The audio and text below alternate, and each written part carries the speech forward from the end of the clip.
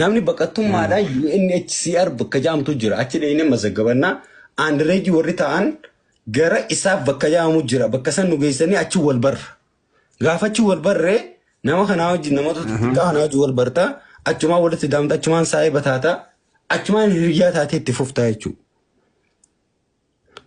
Kana jechuun kiyya maal jechuudha ishiin tun yeroo san akkasitti laayifii san keessa hojii durtee sanuma keessa qabsoon Oromoo takka ni yaadattan I think gaafa Abiy bombi itti darban takka.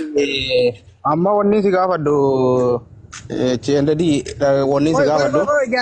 Ramzi jechuun warra malkaati nama gosti isaa nooleeti. Barsi hime jaalalleedhaa siin jee barjoolleen obbolummaa walitti dhufnu isiin sababni waliin nu fide jaalle sabboonaan argee sababni waliin nu fide aandareejiidha turre nuti yeroo san ishiinis aandareeji turte nuti sallee aandareejiidha turre namni aandareeji kun yeroo san UNS taphachiisti beektaa bakka taphaa minaamin achi wutti wal barre naafi maakiin minaamin nuti hundinuu keenyaa'u achi wal barree saayibataan achi nuti mana hiriyoonni dhiiraa hojii gallu qabna.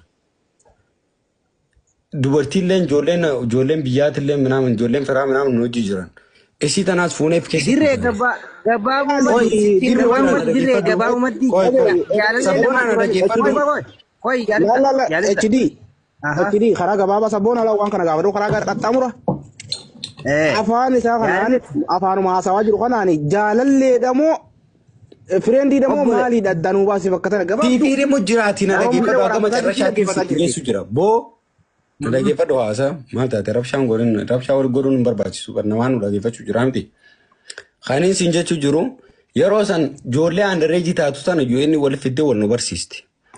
Sanboota nutiin kun maal taane mana tokko jira mana wal kireeffannee akkanumatti hojii jiran. Hojii jiraachuu jalqabnee sanboota nuti ijoolleen dhiiraa tun taffeen dubartii masrii keessa dalagaa ni qabdi. Maakii tanaaf dalagaa laallee qaamaanillee dee'ifa ishiin tuni dalagaan tun hin argamnee fi bakka nutummaan ijoolleen dhiiraa tun akkuma hojii jiran ijoolleen dhiiraa tun ni beektan fuudhis yeroo takka godhattee yeroo takka xapxap akka ijoollee jechuun naaraa minaamin akkasii jiraachuu turre. Ishiin tunis akkasuma hojii jiraatti akkuma yaala. Haalatuma kana keessa micaan tokko aayidiyaa bareedaa nuuf fidi.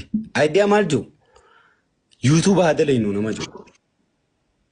Maaliif ijoollee san keessa nama abshaala nama diraamaa danda'u minaamin hojii jirra diraamaa dalagu eegalte.